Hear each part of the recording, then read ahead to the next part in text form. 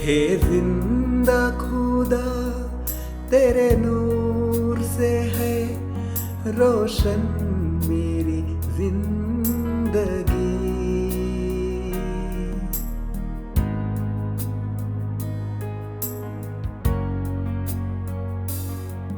हे जिंदा खुदा तेरे नूर से है रोशन मेरी जिंदगी। है नहीं कोई इससे बड़ी खुशी। धन्यवाद के साथ स्तुति गाऊंगा हे यीशु मेरे खुदा। उपकार तेरे हैं बेशुमार, कोटि कोटि स्तुति धन्यवाद। उपकार तेरे हैं बेशुमार, करोड़ों करोड़ों धन्यवाद।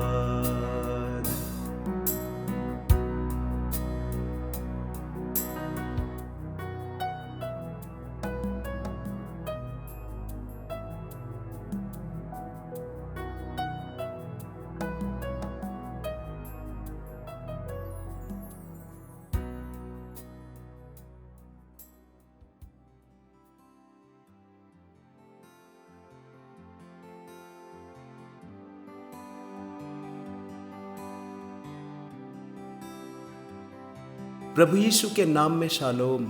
मेरे प्रियों, ये संदेश किसी एक विषय पर नहीं है, पर मुझे यकीन है कि आप इसे बार बार सुनना चाहेंगे। मुझे पता है आप केवल ग्रेप जूस या ऑरेंज जूस ही नहीं पीते हैं, कभी कभी मिक्स्ड फ्रूट जूस भी पीते हैं। आज यही सही। कुछ लोगों को सत्य पसंद नहीं आता। अगर कोई व्यक्ति इस चैनल पर पहली और आखिरी बार आए तो जो कुछ भी मैं उससे कहना चाहता हूँ वो सब मैं इस संदेश में कह दूंगा। क्या आप जीवित परमेश्वर से प्रार्थना करते हैं? यदि हाँ, तो आप धन्य हैं, आशीषित हैं। प्रार्थना के अंत में आप आमीन बोलते हैं, आप अच्छा करते हैं, पर यह इससे भी अच्छा हो सकता है, बेहतर हो सकता है। It can be better. यदि कोई व्यक्ति आपकी मदद करे या आपको कोई भेंट दे तो आप क्या करेंगे? उसे धन्यवाद देंगे। और धन्यवाद कब देंगे? उसी समय देंगे, राइट? मरकुस 11:24 में यीशु ने कहा, जो कुछ तुम प्रार्थना करके मांगो तो प्रतीति कर लो कि तुम्हें मिल गया तो तुम्हारे लिए हो जाएगा।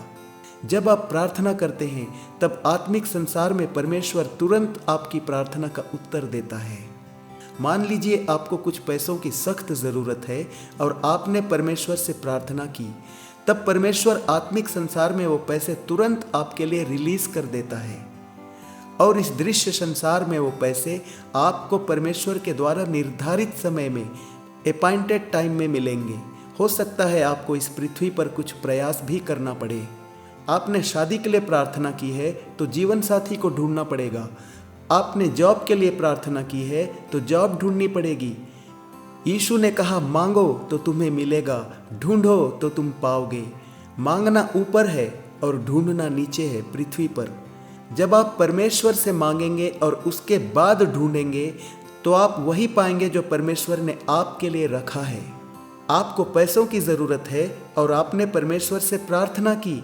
परमेश्वर स्वर्ग से वो पैसे नहीं टपकाएगा, क्योंकि स्वर्ग में नोट नहीं छपते। परमेश्वर किसी व्यक्ति को माध्यम बनाएगा, उसके हृदय में विचार और इच्छा डालेगा और आपकी आवश्यकता पूरी करेगा। यह है प्रार्थना का परिणाम, प्रार्थना का रिजल्ट। पर आपकी प्रार्थना परमेश्वर ने कब सुनी?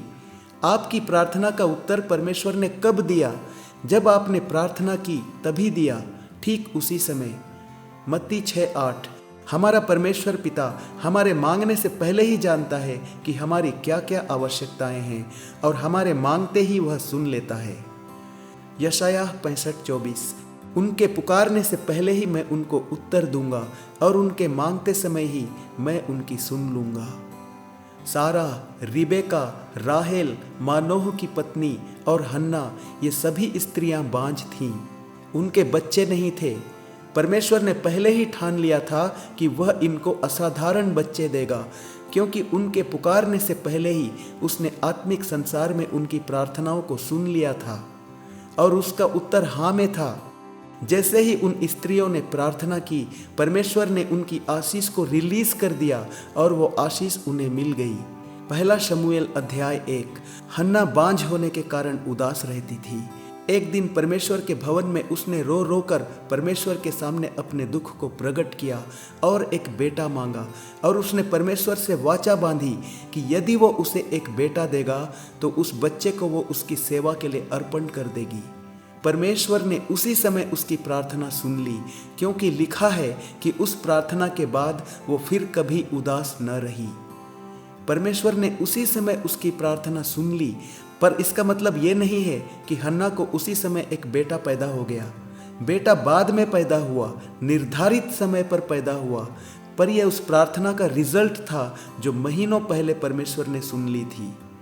मरकुस 11:24।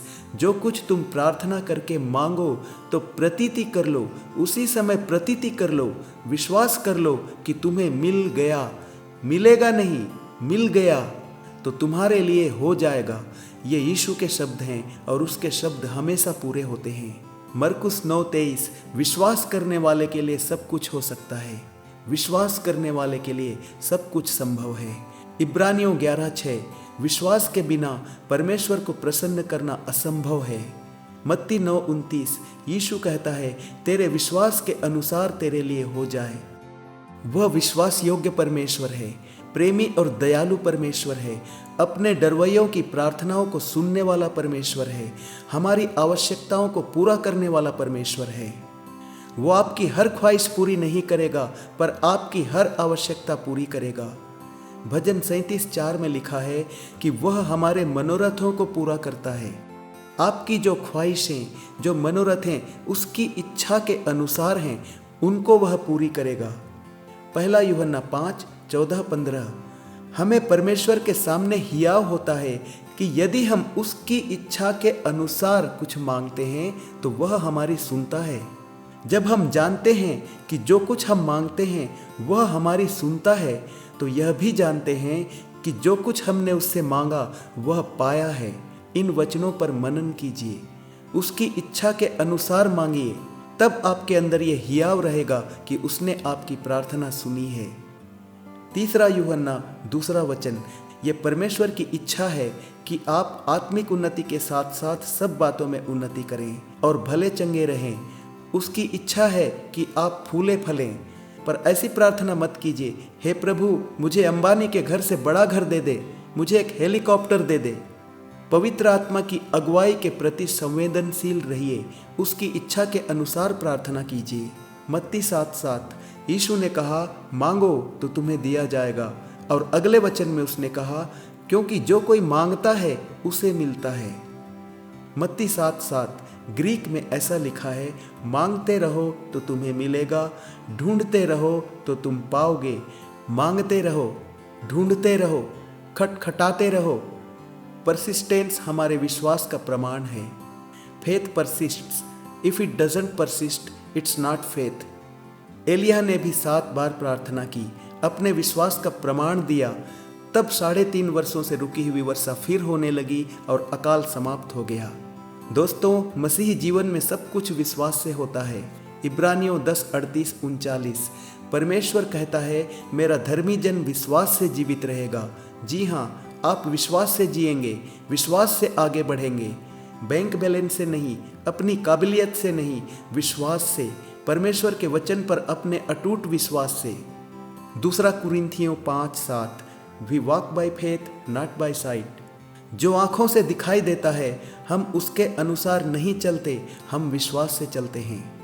विश्वास से मांगिए, विश्वास से बोलिए। मरकुस 11:22 एक अनुवाद में लिखा है, परमेश्वर का विश्वास रखो। याद रखिए, परमेश्वर का आत्मा विश्वास का आत्मा है। जब परमेश्वर का आत्मा आपके अंदर है तो विश्वास का आत्मा आपके अंदर है। आपके अंदर विश्वास है। और अगले वचन में यीशु कहता है, मरकुस 11:23 विश्वास का इस्तेमाल करो। विश्वास से समस्याओं को हटने की आज्ञा दो। विश्वास से बोलो, विश्वास करो कि जो कह रहे हो वही होगा तो वही होगा, ना तो बल से ना शक्ति से, पर मेरे आत्मा के द्वारा होगा। परमेश्वर कहता है मनुष्य के बल से, मनुष्य की शक्ति से नहीं होगा, परमेश्वर के आत्मा के द्वारा होगा। उत्पत्ति 1:3 घोर अंधकार के बीच में परमेश्वर ने कहा उजियाला हो तो उजियाला हो गया। रोमियो 4:17 अब्राहम ने उस परमेश्वर पर विश्वास किया जो मरे हुओं को जिलाता है और जो बातें हैं ही नहीं, जो चीजें हैं ही नहीं, उनका नाम ऐसा लेता है कि मानो वे हैं, और उसके बोलते ही जो चीजें हैं ही नहीं उनका सृजन हो जाता है, वे चीजें अस्तित्व में आ जाती हैं। हम इसी महान परमेश्वर के बच्चे हैं और उसका आत्मा हमारे अंदर है, वही आत्मा जिसके द्वारा उसने कहा लेट देयर बी लाइट, उजियाला हो जा, और उजियाला हो गया। भंवर के बीच में तू कहता है थम जा। उत्पत्ति 1 पृथ्वी बेडौल और सुनसान पड़ी थी और गहरे जल के ऊपर अंधियारा था, और परमेश्वर का आत्मा जल के ऊपर मंडराता था। जहां परमेश्वर का आत्मा मंडराता है वहां अंधकार में भी परमेश्वर के वचन से उजियाला हो जाता है। असाधारण बातें होती हैं और असंभव बातें संभव हो जाती हैं। जो बेडौल और सुनसान है वो अच्छा हो जाता है, वहाँ हरियाली आ जाती है, सब कुछ सुंदर हो जाता है। मैसेंजर स्वर्गदूत गैब्रियल से मरियम ने कहा ये कैसे होगा, मैं तो पुरुष को जानती ही नहीं। गैब्रियल ने कहा पवित्र आत्मा तुझ पर उतरेगा और परम प्रधान परमेश्वर की सामर्थ तुझ पर छाया करेगी, असंभव बात संभव हो जाएगी। The spirit of God is the power of God. यीशु ने दुष्टात्माओं को कैसे निकाला, आश्चर्य कर्म कैसे किए। मत्ती 12:28 परमेश्वर के आत्मा के द्वारा। वही आत्मा जो कुंवारी मरियम के ऊपर छाया कर रहा था, वही आत्मा जो बेडौल और सुनसान पृथ्वी पर गहरे जल के ऊपर मंडरा रहा था। फ्लटरिंग, हाउरिंग, ब्रूडिंग, जैसे मुर्गी अंडों के ऊपर छाया करती है, ब्रूडिंग और चूजों का सृजन होता है, तब जीवन की आवाज सुनाई पड़ती है, sound of life, chew chew chew chew chew chew chew chew. यदि आपके ऊपर परमेश्वर का आत्मा छाया कर रहा है तो असाधारण बातें होंगी, असंभव बातें संभव होंगी। यशाया 61 में जो बातें लिखी हैं वे पूरी होंगी। विश्वास से मांगिए, विश्वास से बोलिए। मरकुस 11:22-23 आप विश्वास से जो कहेंगे वही होगा। प्रभु में मेरे भाई, मेरी बहन, आपके अंदर परमेश्वर का आत्मा है, विश्वास का आत्मा। विश्वास कीजिए कि आप जो कह रहे हैं वही होगा तो आपके लिए वही होगा। यीशु आपके लिए वो संभव करेगा। विश्वास के साथ बोलिए, बोलिए, बोलते रहिए। प्रभु का हर एक अभिषिक्त सेवक यही करता है। आत्मिक सभाओं में कई बार मैंने विश्वास से कहा यीशु आपको छू रहा है, बीमारियां जा रही हैं, दुष्टात्माएं निकल रही हैं, आपके ऊपर अभिषेक आ रहा है, आपको आत्मिक वरदान मिल रहे हैं। और जैसा जैसा मैंने कहा ठीक वैसा ही हुआ। यीशु ने लोगों को छुआ, बीमारियां दूर हो गईं, दुष्टात्माएं निकल गईं, लोगों के ऊपर अभिषेक आया, लोग अन्य भाषा में बोलने लगे और उन्हें आत्मिक वरदान मिले। ये अभिषेक के कारण होता है। परमेश्वर अभिषेक का आदर करता है, अभिषिक्त लोगों के शब्दों का आदर करता है। जब हम उसके आत्मा की अगुवाई में उसकी इच्छा के अनुसार कुछ बोलते हैं, परमेश्वर उसको पूरा करता है। परमेश्वर का वचन बीज के समान है। जब हम विश्वास के साथ बोते हैं तो वो फल लाता है। यहेजकेल 37 परमेश्वर ने यहेजकेल नबी से पूछा, क्या ये हड्डियां जी सकती हैं? यहेजकेल के पास हाँ कहने के लिए शायद उतना बड़ा विश्वास नहीं था और परमेश्वर के सामने नहीं वो बोल नहीं सकता था। हड्डियां कैसे जी सकती हैं? उसने बुद्धिमानी से उत्तर दिया, हे यहोवा तू ही जानता है। परमेश्वर ने उससे कहा, मेरे नाम से भविष्यवाणी कर, मेरे नाम से बोल, विश्वास से बोल और हो जाएगा। यहेजकेल ने ऐसा ही किया और आश्चर्य कर्म होने लगा। हड्डियां एक दूसरे से जुड़ने लगीं, उन पर नसें आ गईं, मांस आ गया, चमड़ा आ गया और अंत में सांस भी आ गई और एक जीवित सेना बन गई। मरकुस 9:23 विश्वास करने वाले के लिए सब कुछ संभव है। मत्ती 19:26 परमेश्वर के लिए सब कुछ संभव है। जब परिस्थिति मनुष्यों के नियंत्रण से बाहर हो जाती है, तब भी वो परिस्थिति यीशु के नियंत्रण में रहती है। मुर्दों को जिंदा करके यीशु ने साबित कर दिया। उसने 4 दिन की एक सड़ी हुई लाश को भी जिंदा किया। वो आपकी हर समस्या को सुलझा सकता है। मरकुस 11:23। परमेश्वर के आत्मा की अगुवाई में उसकी इच्छा के अनुसार यीशु के नाम में आप विश्वास के साथ जो कहेंगे वो हो जाएगा। विश्वास के साथ कहिए, कहते रहिए और परमेश्वर के वचन का अंगीकार करते रहिए। You are the profit of your own life. आपके जीवन के भविष्यद्वक्ता आप खुद हैं। अपने जीवन के बारे में अच्छा बोलिए और अच्छा ही होगा, और आप गलत बोलेंगे तो गलत ही होगा। आप अपने लिए भी अच्छा बोलिए, अपने परिवार के सभी लोगों के लिए अच्छा बोलिए, दूसरों के लिए भी अच्छा बोलिए। अच्छा बोलना आशीष है और नकारात्मक बोलना श्राप है, दोनों लगते हैं। नीति वचन 18:21। हमारी जीभ के वश में मृत्यु और जीवन दोनों होते हैं। मरकुस 11:14। यीशु ने उस पेड़ से कहा, अब से कोई तेरा फल कभी ना खाए, और उसके चेले सुन रहे थे। उन्हें सुनाने के लिए ही कहा था यीशु ने, ताकि चेले इस बात को समझें कि हमारे शब्दों में कितनी सामर्थ है। वो पेड़ यीशु का दुश्मन नहीं था। अगर यीशु के साथ उस समय चेले नहीं होते तो उस पेड़ से वो बात यीशु कभी नहीं कहता। याकूब 3:4। याकूब की पत्री में हमारी जीभ की तुलना एक विशाल समुद्री जहाज की पतवार या स्टीयरिंग से की गई है। हमारी जीभ हमारे शरीर के लिए और हमारे जीवन के लिए एक स्टीयरिंग के समान है। एक छोटी सी स्टीयरिंग के द्वारा आप एक बड़े जहाज या किसी बड़े ट्रक की दिशा को बदल सकते हैं, उसे जिस दिशा में चाहे ले जा सकते हैं। आपकी जीभ के द्वारा, आपके सही शब्दों के द्वारा आपके जीवन की दिशा को और दशा को आप बदल सकते हैं। जिस डायरेक्शन में आपको जाना है उस डायरेक्शन में आप जा सकते हैं। बीते हुए कल में आपने जो बातें बोली उसका परिणाम आज आपके सामने है, और आज जो आप बोलेंगे उसका परिणाम कल आपके सामने होगा। हमारी जीभ में बहुत सामर्थ्य है, हमारे शब्दों में सामर्थ्य है। जीभ हमारे शरीर का ऐसा अंग है जिसको हमारा शरीर भी इस्तेमाल करता है और हमारी आत्मा भी इस्तेमाल करती है बोलने के लिए। और हमारी आत्मा में पवित्र आत्मा है, परमेश्वर का आत्मा, इसीलिए हमारे शब्द बहुत सामर्थी हैं। यीशु कहता है, मैं तुम्हारे विश्वास का आदर करूंगा। मत्ती 18:18। जो कुछ तुम पृथ्वी पर बांधोगे वह मैं स्वर्ग से बांध दूंगा, और जो कुछ तुम पृथ्वी पर खोलोगे वह मैं स्वर्ग से खोल दूंगा। कोई बात तुम्हारे लिए असंभव नहीं होगी। यह यीशु के वचन हैं।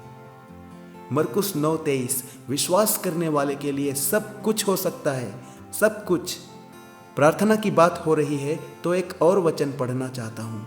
मत्ती 26:41। यीशु ने कहा, जागते रहो और प्रार्थना करते रहो, प्रार्थना करते रहो कि तुम परीक्षा में ना पड़ो।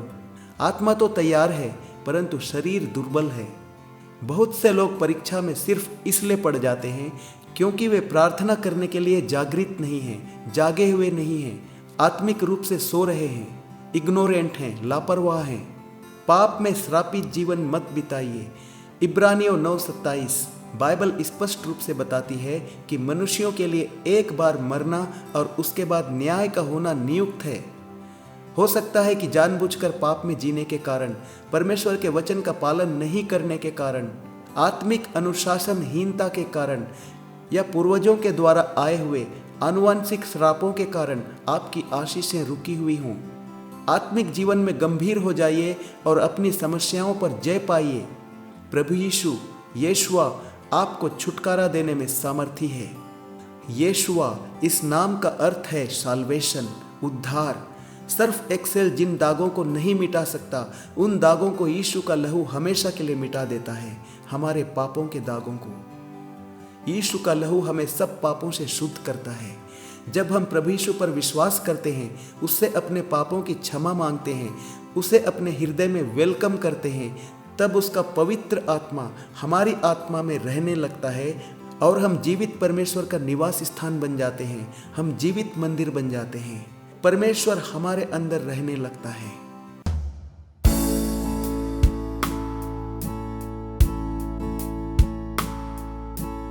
मैं मंदिर हूँ तेरा, जिंदा घर हूँ तेरा, मेरी मर्जी अब नहीं तेरी होगी रजा। यही बन गया मेरा सारा जीवन, हे खुदा हे खुदा।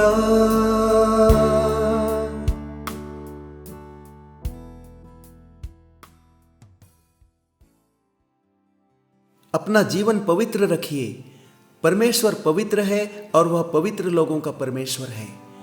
प्रभु यीशु जब किसी के जीवन में आता है तब वह पापी व्यक्ति अपनी आत्मा में पवित्र बन जाता है। और आत्मा ही मनुष्य है, शरीर नहीं। पर इसके बाद शरीर में भी पवित्रता में बने रहना जरूरी है। इब्रानियों 10:26-29। जो लोग सत्य को जानते हुए भी जानबूझकर पाप करते रहते हैं, उनके पापों के लिए फिर कोई बलिदान बाकी नहीं है। यीशु का बलिदान उनके लिए काम नहीं करता है। उनके लिए अंत में भयानक दंड है, क्योंकि वे परमेश्वर के पुत्र को पांवों से रौंदते हैं, वाचा के पवित्र लहू को अपवित्र जानते हैं और अनुग्रह के आत्मा का अपमान करते हैं। परमेश्वर पिता ने मुझे ताड़ना दे देकर सिखाया कि पाप के साथ समझौता नहीं करना है, पाप से दूर रहना है और पवित्र जीवन जीना है। धरती पर हमारे पास कुछ हो या ना हो, हमें यीशु के साथ रहना जरूरी है। यीशु का हमारे साथ रहना जरूरी है। वो पाप के साथ समझौता नहीं करता है, कभी नहीं। या तो आप पाप के साथ हैं या फिर यीशु के साथ हैं। आप एक साथ दोनों के साथ नहीं रह सकते। हर पाप के पीछे एक दुष्टात्मा है और उसके साथ शैतान है। पाप से मत खेलिए। ये सच है कि अच्छे कर्मों से हमारा उद्धार नहीं होता, परमेश्वर के अनुग्रह से हमारा उद्धार होता है, केवल यीशु पर विश्वास करने से। पर उद्धार पाने के बाद बुरे कर्मों को छोड़ना जरूरी है। अगर आपका जीवन नहीं बदला है तो आपका उद्धार नहीं हुआ है। आप पाप के साथ हो, यीशु के साथ नहीं हो। नीनवे में राजा से लेकर छोटे से छोटे मनुष्य तक सभी मनुष्यों ने और गाय बैल, भेड़ बकरी और अन्य पशुओं ने 3 दिन तक बिना कुछ खाए और बिना पानी पिए उपवास किया। राजा की आज्ञा से मनुष्यों और पशुओं ने टाट ओढ़कर चिल्ला चिल्लाकर परमेश्वर को पुकारा और अपने गलत मार्ग से फिरे, पश्चाताप किया, तब वे नाश होने से बच गए। और आप सोचते हो कि जानबूझकर पाप करते हुए भी आप स्वर्ग जाओगे? इंसानों की नज़र से देखो तो आदम और हवा ने एक छोटी सी गलती की। बस एक फल खाए जिसे खाने के लिए परमेश्वर ने मना किया था, और इस पाप से पूरी दुनिया में तबाही आ गई। लूत की पत्नी ने मना करने के बावजूद पीछे मुड़कर देखा और वो नमक का खंबा बन गई। हनन्याह और सफीरा ने अपनी ही संपत्ति के विषय में एक छोटा सा झूठ बोला और वे तुरंत मर गए। मूसा से परमेश्वर ने कहा, तू चट्टान से बोल और उससे पानी निकलेगा। पर मूसा ने चट्टान से बोलने की बजाय उस पर 2 बार लाठी मारी। और परमेश्वर ने इस गलती के लिए मूसा को कनान देश में प्रवेश करने नहीं दिया, जबकि मूसा उस समय पृथ्वी पर सबसे नम्र मनुष्य था, परमेश्वर का चुना हुआ अभिषिक्त भविष्यद्वक्ता। एक छोटी सी गलती के कारण कनान देश में प्रवेश नहीं कर पाया। आप शरीर की अभिलाषा के अनुसार चल के, इस संसार की रीति पर चल के, किसी भी लड़के या लड़की के साथ रिश्ता बना के, वैलेंटाइन डे मना के, अनैतिक चैटिंग करके स्वर्ग जाओगे? कुछ लोग कहेंगे, ब्रदर हम तो मॉडर्न हैं, आप नैरो माइंडेड हो। जी नहीं, मेरे परमेश्वर का स्टैंडर्ड बहुत ऊंचा है। हमें पवित्र रहना है, सोच विचारों में, हृदय में, चाल चलन में। पहला पतरस 1:16। परमेश्वर कहता है, पवित्र बनो क्योंकि मैं पवित्र हूँ। अय्यूब 23:13। परमेश्वर एक ही बात पर अड़ा रहता है। आप अपने गलत एक्शंस को जस्टिफाई करने की कितनी भी कोशिश करो, कितनी भी दलील दो, वह आपकी एक भी दलील नहीं सुनेगा, क्योंकि वह एक ही बात पर अड़ा रहता है, अपनी ही बात पर अड़ा रहता है। जो उसने कह दिया वो कह दिया, उसके वचन को आप बदल नहीं सकते। उसने योना नबी से कहा, उठकर नीनवे नगर को जा और वहां मेरे मैसेज का प्रचार कर। योना अपने आप को परमेश्वर से ज्यादा बुद्धिमान समझता था। उसने बात नहीं मानी और समुद्र के रास्ते से वो दूसरे नगर की ओर भागा। परमेश्वर ने उसे एक व्हेल मछली के पेट में डाल दिया। योना के लिए ये नर्क के जैसा अनुभव था। घोर अंधकार में और पीड़ा में जब उसने परमेश्वर को पुकारा और अपनी गलती के लिए पछताया, तब 3 दिन 3 रात के बाद परमेश्वर की आज्ञा से उस व्हेल मछली ने योना को समुद्र के किनारे उगल दिया। तब परमेश्वर ने योना से दोबारा वही कहा, उठकर नीनवे नगर को जा बात यहीं से शुरू हुई थी। परमेश्वर एक ही बात पर अड़ा रहता है। इब्रानियों 13:8 वह नहीं बदलेगा, क्योंकि यीशु मसीह कल और आज और युगानुयुग एक समान है। मलाकी की पुस्तक में लिखा है, मैं यहोवा बदलता नहीं। उसके नियम नहीं बदलेंगे, उसकी आज्ञाएं नहीं बदलेंगी, हमें बदलना है। हो सकता है आपको इंटरनेट की लत लगी हुई है, आपके दिल और दिमाग में गंदगी भरी हुई है, आप मोबाइल के गुलाम हो चुके हैं, आप शरीर के अनुसार चल रहे हैं, आपका आत्मिक जीवन जीरो है। आपको पता नहीं आप शैतान के बंधन में हैं। आप बाहर से तो अच्छे होने का दिखावा करते हैं, पर आपके अंदर लालच, स्वार्थ, ईर्ष्या, घमंड और अनैतिकता भरी है। बिस्तर पर जाने से पहले इंटरनेट और सोकर उठते ही इंटरनेट। आप सोचते हो कौन देखता है, मेरा पासवर्ड कोई नहीं जानता। आप गलत सोचते हो। यीशु मसीह को आपका पासवर्ड मालूम है और कंटेंट देखने के लिए उसे पासवर्ड की ज़रूरत नहीं है। मेरे भाई, मेरी बहन, अपना जीवन अभी सुधार लो, अभी। किसके पास गारंटी है कि वो अगला दिन देखेगा, आने वाले कल को देखेगा? लूका 12। प्रभु यीशु के एक दृष्टांत में एक धनी आदमी आने वाले कल के विषय में योजना बनाते हुए अपने मन में बहुत फूल रहा था, और परमेश्वर ने उससे कहा, हे मूर्ख, आज रात को ही तेरा प्राण ले लिया जाएगा। कोरोना के कारण बहुत लोग इस दुनिया से चले गए, और इससे ज़्यादा लोग विभिन्न दुर्घटनाओं और प्राकृतिक आपदाओं और दूसरों की घृणा का शिकार होकर इस दुनिया से चले गए। अब भी आपकी सांसें चल रही हैं, इसके लिए खुदा को धन्यवाद दीजिए। दूसरे की संपत्ति का लालच नहीं करना और अपने धन पर घमंड नहीं करना। प्रभु यीशु ने कहा, किसी मनुष्य का जीवन उसकी संपत्ति की बहुतायत से नहीं होता। जीवन सिर्फ यीशु के पास है और वही हमें जीवन देता है, अनंत जीवन। दोस्तों, हम बहुत कठिन समय में हैं और बहुत लोग तकलीफ में हैं। अच्छे सामरी बनिए, गुड समैरिटन। जितना हो सके असहाय लोगों की मदद कीजिए। अपने देश से और देशवासियों से प्यार कीजिए। प्रभु ने हमें इस सुंदर देश में रखा है।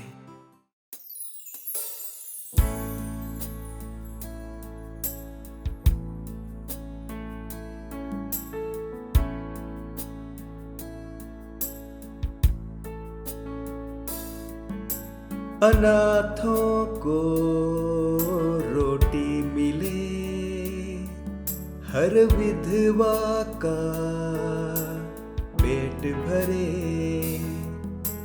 निर्धनों को वस्त्र मिले, हर बेघर को घर मिले। मेरे देश में कोई बदहाल न हो, दुआ करो।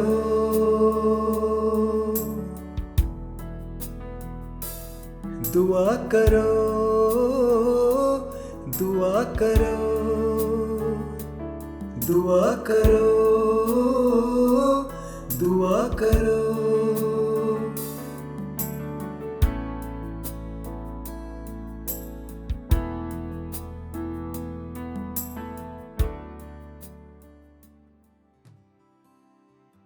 दोस्तों, मैं एक बाइबल प्रीचर, टीचर और सॉन्ग राइटर हूँ। मैं सिंगर नहीं हूँ। मुझे लगता है मेरी आवाज़ बहुत अच्छी नहीं है, पर मैं प्रभु के लिए गाता हूँ क्योंकि उसने मेरी आवाज़ को सृजा है, क्रिएट किया है, इसलिए मेरी आवाज़ उसे बहुत पसंद है। प्रभु यीशु का आगमन बहुत निकट है।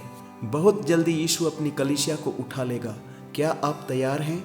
उसके बाद पृथ्वी पर महाक्लेश होगा। फिर यीशु का पृथ्वी पर द्वितीय आगमन होगा, दोबारा आगमन। आपको पता है, इसी दशक में इन घटनाओं के होने की संभावना है। प्रभु के बहुत से अभिषिक्त सेवक यही कह रहे हैं, न्यू वर्ल्ड ऑर्डर शुरू होने वाला है। सुपर ब्लड मून और कोरोना वायरस के पीछे जो संकेत हैं उन्हें समझिए। आपका जीवन बहुमूल्य है। मन फिराइए, सुरक्षित हो जाइए। 2019 तक ये दुनिया जैसी थी अब वैसी नहीं है। सब कुछ बदल चुका है। 2020 से 2030 तक के इस दशक में ऐसी घटनाएं होंगी जो पहले कभी नहीं हुई। दूसरा तीमुथियुस 3:1 there will be terrible times, perilous times in the last days. अंतिम दिनों में कठिन समय आएंगे, यही हैं अंतिम दिन। प्रकाशित वाक्य 2:17 जिसके कान हो वह सुन ले। मन फिराइए, संभल जाइए। आपकी आत्मा बहुमूल्य है। आपकी आत्मा खुदा की नज़र में इस संसार के सारे खजानों से बढ़कर है। मत्ती 16:26। यदि मनुष्य सारे जगत को प्राप्त करे और अपने प्राण की हानि उठाए तो उसे क्या लाभ होगा। मत्ती 7:13-14। यीशु कहता है, सकरे फाटक से प्रवेश करो, क्योंकि चौड़ा है वह फाटक और सरल है वह मार्ग जो विनाश को पहुंचाता है, और बहुत से हैं जो उससे प्रवेश करते हैं। सकरा है वह फाटक और कठिन है वह मार्ग जो जीवन को पहुंचाता है, और थोड़े हैं जो उसे पाते हैं। दूसरा तीमुथियुस 3:4। अंतिम दिनों में मनुष्य विश्वासघाती, ढीठ, घमंडी और परमेश्वर के नहीं पर केवल सुख विलास के चाहने वाले होंगे।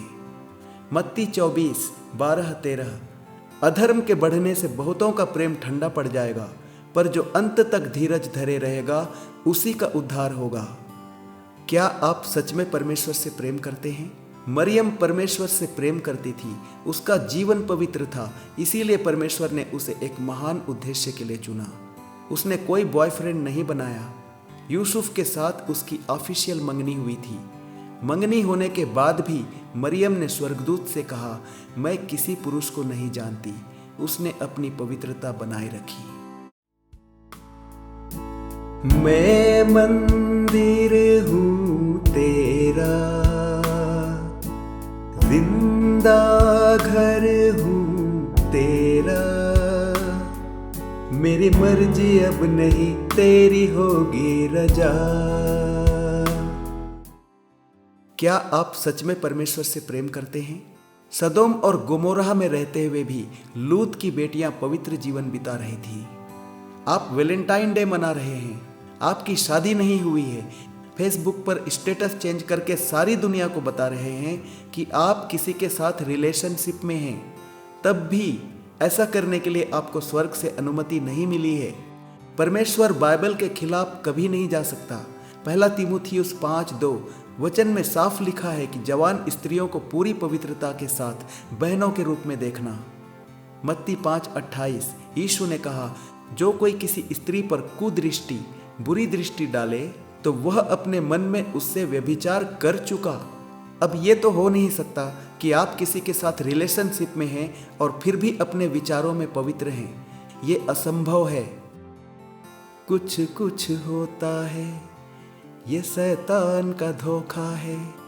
हमारे होम टाउन में स्कूल जाने वाली एक छोटी लड़की प्रेग्नेंट हो गई। तब उस लड़की के माँ बाप उसे उस लड़के के घर ले गए जिसने उसे प्रेग्नेंट किया, और अपनी बेटी को वहीं छोड़कर आ गए। सिक्किम में मेरे एक मित्र हैं, टीचर।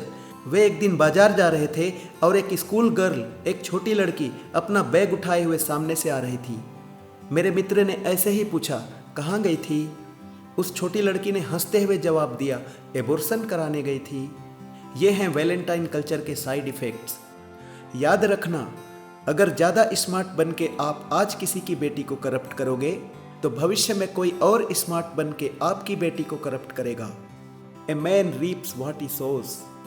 गलातियों 6:7-8।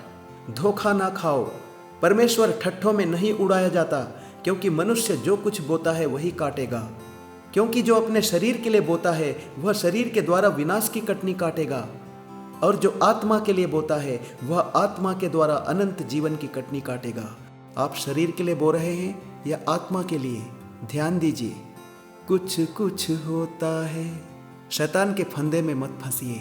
ज़्यादातर रिलेशनशिप्स टूट जाते हैं, बहुत लोग बर्बाद हो जाते हैं, कई लोग सुसाइड कर लेते हैं, कुछ ही लोग शादी तक पहुंच पाते हैं, और शादी होने के बाद भी ज़्यादातर प्रेम विवाह असफल हो जाते हैं। धोखा ना खाओ, परमेश्वर ठट्ठों में नहीं उड़ाया जाता। मनुष्य जो बोता है वही काटता है। आप कहोगे, याकूब ने गर्लफ्रेंड बनाई थी। हाँ, बनाई थी। वो पुराना जमाना था, उस समय व्यवस्था भी नहीं थी। प्राचीन काल में एक आदमी कई स्त्रियों के साथ शादी कर सकता था। अभी इसकी अनुमति नहीं है। हम नए नियम के दिनों में हैं। अभी सिर्फ एक की अनुमति है, वो भी विवाह के दायरे में। बॉयफ्रेंड गर्लफ्रेंड बनाने की अनुमति नए नियम में नहीं है। अगर आप ऐसा कर रहे हैं, आप इस संसार के द्वारा इंस्पायर्ड हैं, और ये एक फॉलन वर्ल्ड है। याद रखिए, अनैतिकता से दूर रहिए, पोर्नोग्राफी से दूर रहिए। कोरोना की वजह से हुए लॉकडाउन के दिनों में अमेरिका में एक आदमी ने अपनी 9 महीने की बच्ची के साथ रेप किया और वो बच्ची मर गई। ये होता है पोर्नोग्राफी के एडिक्शन का परिणाम। विवेक मर जाता है और इंसान एक पशु के समान हो जाता है। सोशल मीडिया को भी संभल कर और मसीहियत के दायरे में रहते हुए यूज़ कीजिए। Excess of anything is bad. आज मैं लंच के समय पास्टर अंकुर नरूला जी का एक मैसेज सुन रहा था और वे कह रहे थे कि उनकी टीम में उनके साथ रहने वालों में से जो लोग फेसबुक ज़्यादा यूज़ करते थे वे आत्मिक उन्नति नहीं कर पाए। आपको पता होना चाहिए कि अंधकार की शक्तियाँ भी सोशल मीडिया को यूज़ कर रही हैं। अगर आप विश्वासी हैं तो जीवन साथी बनने के लिए किसी विश्वासी को ही चुनिए। वचन के खिलाफ मत जाइए, इसका परिणाम घातक होता है। दूसरा कुरिन्थियों अध्याय 6 में लिखा है कि अविश्वासियों के साथ असमान जुए में न जुतो। ज्योति और अंधकार की क्या संगति, विश्वासी के साथ अविश्वासी का क्या नाता और मूर्तियों के साथ परमेश्वर के मंदिर का क्या संबंध। आपको पता नहीं आप जीवित परमेश्वर का मंदिर हैं। इंसान किसी भी जाति का हो इससे फर्क नहीं पड़ता, किसी भी रंग रूप का हो इससे फर्क नहीं पड़ता, पर विश्वास एक जैसा होना चाहिए। अगर आप किसी को पसंद करते हैं, उससे शादी करना चाहते हैं तो अपने घर वालों से और आत्मिक अगुओं से बात कीजिए, मंगनी कीजिए और जितनी जल्दी हो सके शादी कीजिए। आपका वैवाहिक जीवन आशीषित रहेगा। मैं आपको सत्य बताना चाहता हूँ, ऑफिशियल मंगनी से पहले किसी भी रिश्ते को परमेश्वर अप्रूव नहीं करता। इसका उदाहरण है मरियम और यूसुफ का रिश्ता। अगर आपको रिश्ते में परमेश्वर का अप्रूवल चाहिए तो मंगनी कीजिए और शादी कीजिए। यूहन्ना 4:24। परमेश्वर अपने लिए सच्चे आराधकों को ढूंढता है जो आत्मा और सच्चाई से उसकी आराधना करें, उसका भय माने, अपना जीवन पवित्र रखें। कोई म्यूजिक इंस्ट्रूमेंट बजाने और गाना गाने का मतलब आराधना करना नहीं होता। आराधना एक जीवन शैली है। Worship is a life style. Romeo 12:1। अपने शरीरों को जीवित और पवित्र और परमेश्वर को भावता हुआ बलिदान करके चढ़ाओ। यही तुम्हारी आत्मिक सेवा है, यही तुम्हारी आराधना है। अपना जीवन पवित्र रखना और परमेश्वर की आज्ञा मानना, यही सच्ची आराधना है। अब्राहम के लिए आराधना का मतलब यही था। केवल गाना गाने का मतलब ही आराधना होता तो गूंगे लोग कभी भी आराधना नहीं कर सकते थे। उत्पत्ति 22:5। अब्राहम ने अपने बेटे इसहाक को परमेश्वर के लिए होम बलि करने से पहले अपने सेवकों से कहा, तुम लोग यहीं ठहरे रहो, मेरा बेटा और मैं वहाँ तक जाकर और दंडवत करके, आराधना करके, इंग्लिश में लिखा है वर्शिप करके, फिर तुम्हारे पास लौट आएंगे। उसका विश्वास महान था। उसने विश्वास किया कि वे दोनों लौट आएंगे, पर उसने कहा हम आराधना करके लौट आएंगे। उस वक्त उसके लिए आराधना का क्या मतलब था? अपने इकलौते बेटे को परमेश्वर के लिए होम बलि करना, परमेश्वर की आज्ञा मानना, यही है आराधना। मैंने जवानों की सभाओं में देखा है, परमेश्वर का वचन सुनकर कई जवान लोग अपनी गलतियों को मान लेते हैं, परमेश्वर के सामने रोते हैं, पर अपने गलत रिलेशनशिप्स को ब्रेक नहीं करते और उसी फंदे में फंसे रहते हैं। रोने और सॉरी कहने से ही पाप क्षमा नहीं होते। नीति वचन 28:13। जो अपने अपराध छिपा रखता है उसका कार्य सफल नहीं होता, पर जो उनको मान लेता है और छोड़ भी देता है उस पर दया की जाएगी। गलती हो गई, पैर फिसल गए, गड्ढे में गिर गए तो उसमें से बाहर निकलो ना, कब तक उसमें पड़े रहोगे। कैथरीन कुलमैन एक ऐसे ही फंदे में फंसी थी, उसके 7 साल बर्बाद हो गए। आत्मिक जीवन शून्य हो गया, बदनामी तो हुई ही, सेवकाई भी खत्म हो गई। एक दिन उसने परमेश्वर के सामने रो रो कर सच्चा पश्चाताप किया और उस गलत रिलेशनशिप को तोड़कर वो उस बंधन से बाहर निकली। परमेश्वर ने उसके सच्चे समर्पण को देखा, उसे बड़ा अभिषेक दिया और उसे बहुत सामर्थ्य के साथ इस्तेमाल किया। वो एक असाधारण सेविका बनी। बेनीहीन कैथरीन कुलमैन की सेवकाई का एक फल है।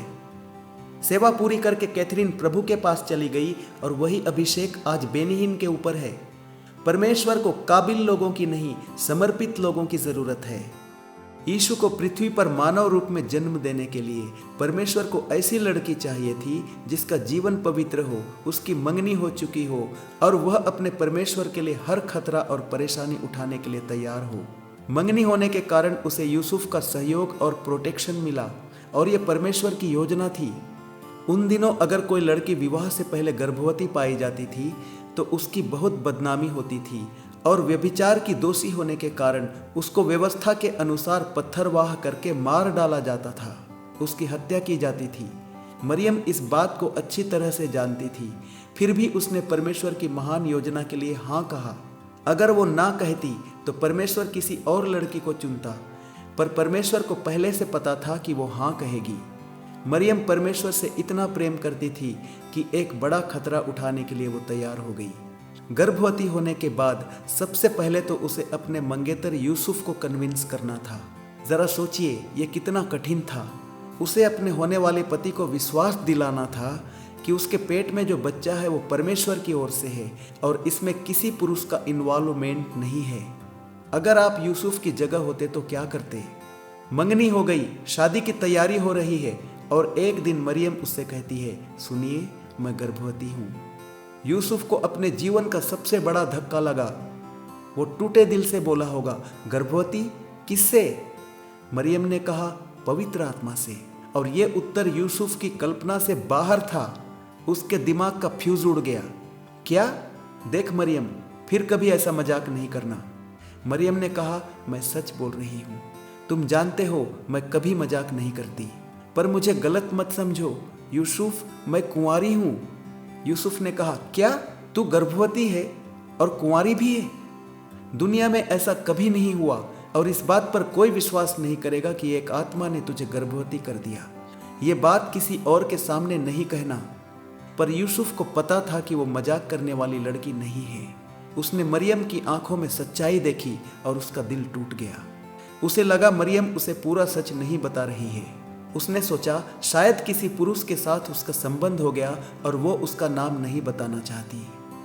यूसुफ की आंखों से आंसू बहने लगे होंगे। उसने कहा होगा, मरियम, मैं तुझे दुनिया की सबसे अच्छी लड़की समझता था। मैंने तुझे क्या समझा था और तू क्या निकली। उसे रोता हुआ देखकर मरियम भी रोई होगी, क्योंकि वो किसी भी तरह से उसे कन्विंस नहीं कर सकती थी। शायद रोते रोते वो बार बार कह रही थी, मेरा विश्वास करो यूसुफ, मैं सच कह रही हूँ। पर यूसुफ ने विश्वास नहीं किया, करता भी कैसे।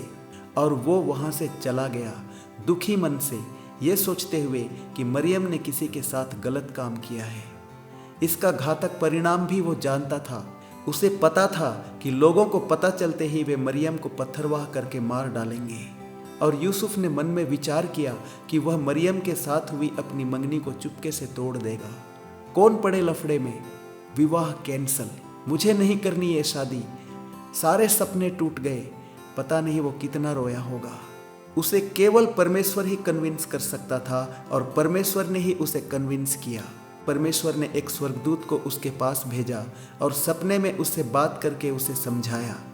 तब यूसुफ को यकीन हुआ कि मरियम सच कह रही है और परमेश्वर की आज्ञा के अनुसार वह मरियम से तुरंत विवाह करके उसे अपने घर में लाया, ताकि मरियम बदनामी से बच जाए। एक खास बात पर ध्यान दीजिए। गैब्रियल स्वर्गदूत से परमेश्वर का संदेश मिलने के बाद कुंवारी मरियम ने उस संदेश पर विश्वास किया और परमेश्वर के पुत्र यीशु को जन्म देने के लिए वो सहमत हुई। जैसे ही उसने कहा, देख मैं प्रभु की दासी हूँ, मुझे तेरे वचन के अनुसार हो, ठीक उसी समय स्वर्ग से ये बात पक्की हो गई और वो आशीष मरियम के जीवन में आ गई। पवित्र आत्मा उसी क्षण से, उसी पल से मरियम के ऊपर छाया करने लगा। शायद वो मरियम का प्रार्थना का समय रहा होगा। बड़ी बड़ी आशीषें प्रार्थना के समय मिलती हैं, असंभव बातें संभव हो जाती हैं। यिर्मयाह 33:3 परमेश्वर कहता है, मुझसे प्रार्थना कर और मैं तेरी सुनकर तुझे बड़ी बड़ी और कठिन बातें बताऊंगा जिन्हें तू अभी नहीं समझता। प्रार्थना करने की आदत डालिए। प्रार्थना नहीं करना एक पाप है। यीशु के बलिदान को स्मरण रखिए। मत भूलिए कि प्रभु यीशु ने हमें बचाने के लिए बहुत बड़ी कीमत चुकाई है। हमारे लिए उसने क्रूस पर अपनी जान दी, अपना लहू बहाया, ये हम सबको पता है।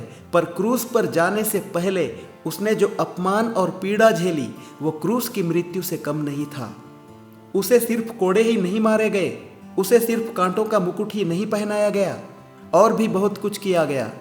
लगभग 100 रोमन सोल्जर्स, जी हाँ, इतिहास पढ़िए, लगभग 100 हट्टे कट्टे रोमन सैनिक लगातार उसका मजाक उड़ा रहे थे, उसे छड़ी से मार रहे थे, घूंसे मार रहे थे, थप्पड़ मार रहे थे, उसके सिर के और दाढ़ी के बाल नोच रहे थे और उसके चेहरे पर घृणा से थूक रहे थे। भजन 129:3 में लिखा है, हल चलाने वालों ने मेरी पीठ पर हल चलाई और लंबी लंबी रेखाएं की। कोड़ों की मार के कारण यीशु की पीठ एक हल चलाए हुए खेत के समान हो गई थी। उसका पूरा शरीर खून से लथपथ हो गया था और ऐसी हालत में भी उसे अपना क्रूस खुद उठाकर चलना था। उसे बेरहमी से इतनी यातना दी गई कि यशायाह 53 के अनुसार उसमें कोई सुंदरता नहीं बची थी। उसका चेहरा पहचान में नहीं आ रहा था और वह देखने लायक नहीं था। क्रूस पर लटकाए जाने के बाद उसका जख्मी शरीर ऐसा दिख रहा था जैसे कसाई खाने में किसी जानवर को मारकर लटका दिया गया हो। यशायाह 53:4-7। निश्चय उसने हमारे रोगों को सह लिया और हमारे ही दुखों को उठा लिया, तो भी हमने उसे परमेश्वर का मारा कूटा और दुर्दशा में पड़ा हुआ समझा। परंतु वह हमारे ही अपराधों के कारण घायल किया गया, वह हमारे ही अधर्म के कामों के कारण कुचला गया। हमारी ही शांति के लिए उस पर ताड़ना पड़ी कि उसके कोड़े खाने से हम लोग चंगे हो जाएं। हम तो सबके सब भेड़ों के समान भटक गए थे, हम में से हरेक ने अपना अपना मार्ग लिया और यहोवा ने हम सबों के अधर्म का बोझ उसी पर लाद दिया। वह सताया गया तो भी वह सहता रहा और अपना मुंह न खोला। जिस प्रकार भेड़ वध होने के समय और भेड़ी ऊन कतरने के समय चुपचाप शांत रहती है, वैसे ही उसने भी अपना मुंह न खोला। अगर एक रोमन सैनिक आपको एक कोड़ा मारे तो आप बेहोश हो जाएंगे। उस कोड़े में चमड़े के स्ट्रिप्स में जानवरों की हड्डियां और लोहे के नुकीले टुकड़े लगे होते थे, जो किसी की पीठ पर पड़ते ही पीठ पर गड़कर कुछ मांस निकाल लेते थे। जरा सोचिए, 39 बार पीठ पर कोड़े पड़ने से यीशु की पीठ से कितना मांस और खून निकला होगा। अगर 100 लोग आपके चेहरे पर थूकें तो क्या आप सहन कर सकेंगे? यीशु ने यह सहन किया हमारे लिए। वो हमसे इतना प्रेम करता है, इतना कि इसे शब्दों में बयान नहीं किया जा सकता, और इस प्रेम की गहराई हम कभी नहीं समझ सकते। आज किसी इंसान के चेहरे पर कोई थूके तो वो उसकी हत्या कर देगा, और 100 लोग उसके चेहरे पर थूकें तो वो आत्महत्या कर लेगा। मनोविज्ञान कहता है कि रिजेक्शन और ह्यूमिलिएशन, तिरस्कार और शर्मिंदगी अगर चरम सीमा पर पहुंच जाए, इंसान के सहने से बाहर हो जाए, तो या तो वो हत्या करेगा या आत्महत्या करेगा। ये अंतिम परिणाम है, एंड रिजल्ट। यीशु ने हत्या भी नहीं की, आत्महत्या भी नहीं की। उसने सब कुछ हमारे लिए सह लिया। वो मानव रूप में परमेश्वर था, उसने उन सबको क्षमा भी किया। यूहन्ना 3:16, यीशु ने हमसे बेइंतहा प्यार किया, अपनी जान से बढ़कर। परमेश्वर ने जगत से ऐसा प्रेम किया कि उसने अपना एकलौता पुत्र दे दिया, ताकि जो कोई उस पर विश्वास करे वो नाश न हो परंतु अनंत जीवन पाए। मत्ती 13:45-46। यीशु के लिए हम अनमोल मोती थे। हमें पाने के लिए जब वो इतनी पीड़ा और अपमान झेल सकता है, अपना खून बहा सकता है, अपनी जान दे सकता है, तो क्या वो एक प्रार्थना का उत्तर नहीं देगा? उसने खुद कहा कि एक बुरा इंसान भी अपने बच्चे को रोटी मांगने से पत्थर नहीं देता, तो स्वर्गीय पिता हमें मांगने पर कोई अच्छी वस्तु क्यों नहीं देगा? क्यों नहीं देगा? मत्ती 8, एक कोढ़ी ने यीशु के पास आकर उसे दंडवत किया और कहा, हे प्रभु, यदि तू चाहे तो मुझे शुद्ध कर सकता है। यीशु ने उसे छुआ और कहा, मैं चाहता हूं तू शुद्ध हो जा, और वह कोढ़ से तुरंत शुद्ध हो गया। ऐसा कहा जाता है कि वह कोढ़ी गेहजी के वंश का था, जिसके वंश को एलीशा के शब्दों के कारण कोढ़ लग गया था। यीशु ने उस श्राप को उस कोढ़ी के वंश से दूर किया। यीशु ने उसे छूकर यह साबित कर दिया कि वह सच्चा मित्र है, जिससे अपने भी दूर हो जाएं, उसे भी वो अपना लेता है। हे प्रभु, यदि तू चाहे तो मुझे शुद्ध कर सकता है। तुरंत उत्तर मिला, मैं चाहता हूं तू शुद्ध हो जा। मैं चाहता हूं, I am willing. Yes, he is willing. तो हमें प्रार्थना का उत्तर कब मिलता है? मरकुस 11:24 के अनुसार हमें प्रार्थना का उत्तर आत्मिक संसार में ठीक उसी समय मिलता है जब हम प्रार्थना करते हैं। प्रतीति कर लो, विश्वास कर लो कि तुम्हें मिल गया तो तुम्हारे लिए हो जाएगा। वो हाँ और आमीन का परमेश्वर है। जब आमीन कहते ही प्रार्थना का उत्तर मिल रहा है तो हमें धन्यवाद कब देना चाहिए? उसी समय देना चाहिए। कोई इंसान आपके लिए कुछ करता है तो आप तुरंत उसे थैंक यू बोलते हैं, तो प्रभु को क्यों नहीं बोलते? प्रभु ने आपकी प्रार्थना सुनी है, क्या आप उसे धन्यवाद नहीं देंगे? आमीन बोलकर ऐसे ही उठ जाएंगे? लूका 17।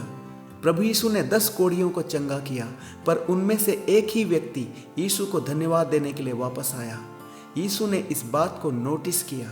क्या सभी 10 लोग शुद्ध नहीं हुए, चंगे नहीं हुए? तो फिर आभार प्रकट करने के लिए एक ही जन कैसे आया? बाकी 9 लोग कहाँ हैं? मित्र, क्या आप उन बाकी 9 लोगों के समान हैं? Ingratitude is a universal sin. Let's be thankful and grateful to God for everything. आपने प्रार्थना में कुछ मांगा और ऐसे ही उठ गए? प्रभु को भी आश्चर्य होगा और वह सोचेगा, क्या मैंने इसकी प्रार्थना नहीं सुनी? सुनी है, तो फिर इसने धन्यवाद क्यों नहीं दिया? और इसका चेहरा अब भी क्यों उदास है? इसका मतलब इसे विश्वास ही नहीं है कि इसकी प्रार्थना सुनी गई है।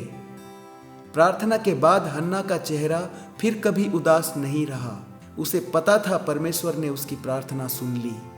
जब आप प्रार्थना करते हैं और आमीन बोलते हैं, उसी समय परमेश्वर को धन्यवाद दीजिए, क्योंकि उसने आपकी प्रार्थना सुनी है और आत्मिक संसार में उसी समय आपको प्रार्थना का उत्तर उसने दे दिया है। आत्मिक संसार में सब कुछ तुरंत होता है। इस दृश्य संसार में सब कुछ निर्धारित समय पर, नियुक्त समय पर होता है, पर आत्मिक संसार में परमेश्वर सब कुछ तुरंत करता है। परमेश्वर ने मानव जाति के पापों के लिए अपने मेमने को यानी कि यीशु को जगत की उत्पत्ति के समय ही आत्मिक संसार में बलि कर दिया था। प्रकाशित वाक्य 13:8। Be absolutely sincere and Jesus will answer your prayer. यशायाह 65:24 याद रखिए। उनके पुकारने से पहले ही मैं उनको उत्तर दूंगा और उनके मांगते समय ही मैं उनकी सुन लूंगा। जब भी आप प्रार्थना करेंगे, प्रार्थना में विश्वास से बैठिए। अपने आप से कहिए कि परमेश्वर मेरे साथ है, मेरे अंदर उसका आत्मा है, मेरे अंदर विश्वास है। इस विश्वास के साथ प्रार्थना कीजिए कि जीवित परमेश्वर आपकी प्रार्थना को सुन रहा है और उसी समय आपको प्रार्थना का उत्तर दे रहा है। सिंसियरली, दिल की गहराई से प्रार्थना करने के बाद आमीन बोलिए और ऐसे ही मत उठिए। कुछ पल और प्रभु के साथ बैठिए, उसे धन्यवाद दीजिए। उससे कहिए, धन्यवाद प्रभु, तूने मेरी प्रार्थना सुनी और मुझे उत्तर दिया। मैंने जो कुछ मांगा मुझे मिल गया। मरकुस 11:24 और 1 यूहन्ना 5:14-15 के अनुसार मैं अपनी प्रार्थना का उत्तर तुझसे ले लेता हूँ, ले लेती हूँ। प्रभु धन्यवाद, प्रभु धन्यवाद। भजन 50:23 परमेश्वर कहता है, धन्यवाद के बलिदान चढ़ाने वाला मेरी महिमा करता है। फिलिपियों 4:6 किसी भी बात की चिंता मत करो, परंतु हर एक बात में तुम्हारे निवेदन, प्रार्थना और विनती के द्वारा धन्यवाद के साथ परमेश्वर के सम्मुख उपस्थित किए जाएं। इस वचन में साफ लिखा है कि धन्यवाद के बिना प्रार्थना अधूरी है। जब भी आप जीवित परमेश्वर से प्रार्थना करते हैं, वह आपकी प्रार्थना को सुनता है, इसलिए उसे धन्यवाद देना मत भूलिए। आपकी प्रार्थना का अंत केवल आमीन से नहीं, धन्यवाद से होना चाहिए। ये अलग बात है कि प्रभु आपके हृदय को समझता है। प्रार्थना के बाद केवल आमीन कहकर उठना भी पर्याप्त है, अच्छा है, पर धन्यवाद देकर उठना उससे अच्छा है, बेहतर है। To end a prayer with amen is good, but to end with thanksgiving is much better. शायद कई बार आप सोचते हैं कि परमेश्वर आपसे नाराज है। अरे नहीं, यदि आप एक मसीही हैं तो परमेश्वर आपको यीशु के लहू के अंदर देखता है और आप उसे बेदाग और सुंदर दिखाई देते हैं। उसके लिए आप अनमोल हैं। जब आप प्रार्थना में उसे दिल से पुकारते हैं, तब वह सोचता है, मेरा बेटा मुझे पुकार रहा है, मेरी बेटी मुझे पुकार रही है, मेरा आत्मा इसके अंदर है, मैं अभी इसे उत्तर दूंगा। जो कुछ तुम प्रार्थना करके मांगो तो प्रतीति कर लो कि तुम्हें मिल गया और तुम्हारे लिए हो जाएगा। प्रार्थना से तुरंत मत उठिए। इतनी क्या हड़बड़ी है, इतनी क्या जल्दी है। प्रभु को धन्यवाद दीजिए। अगर आपके पास समय है तो यीशु के लिए एक गाना गाइए। नहीं गा सकते तो कम से कम मोबाइल पर आराधना का एक गीत बजने दीजिए। अभिषिक्त आत्मिक संगीत के बिना आत्मिक जीवन अधूरा है। प्रभु की मधुर उपस्थिति का आनंद उठाइए। उसकी भलाई और करुणा के लिए उसे धन्यवाद दीजिए। भजन 103 2 से 5। हे मेरे मन, यहोवा को धन्य कह और उसके किसी उपकार को न भूलना। वही तो तेरे सब अधर्म को क्षमा करता और तेरे सब रोगों को चंगा करता है। वही तो तेरे प्राण को नष्ट होने से बचा लेता है और तेरे सिर पर करुणा और दया का मुकुट बांधता है। वही तो तेरी लालसा को उत्तम पदार्थों से तृप्त करता है। वही तो हे मेरे मन, यहोवा को धन्य कह, अपने परमेश्वर को धन्य कह। ये जो मन है ना, परमेश्वर को धन्यवाद भी नहीं देता है। इसलिए अपनी आत्मा के द्वारा अपने मन को कंट्रोल कीजिए और अपने मन को आदेश दीजिए, जैसे दाऊद ने किया। हे मेरे मन, यहोवा को धन्य कह और उसके किसी उपकार को ना भूलना।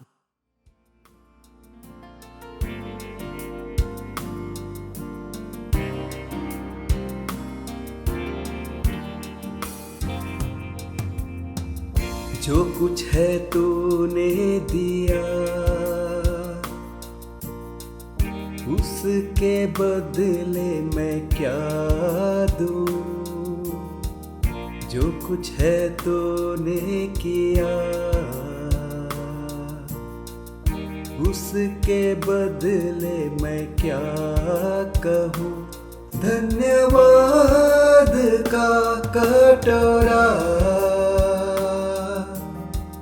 उठा के मैं ये कहूँ, धन्यवाद का कटोरा उठा के मैं ये कहूँ। पिता धन्यवाद, यीशु धन्यवाद, धन्यवाद आत्मा धन्यवाद, पिता धन्यवाद, यीशु धन्यवाद, धन्यवाद आत्मा धन्यवाद।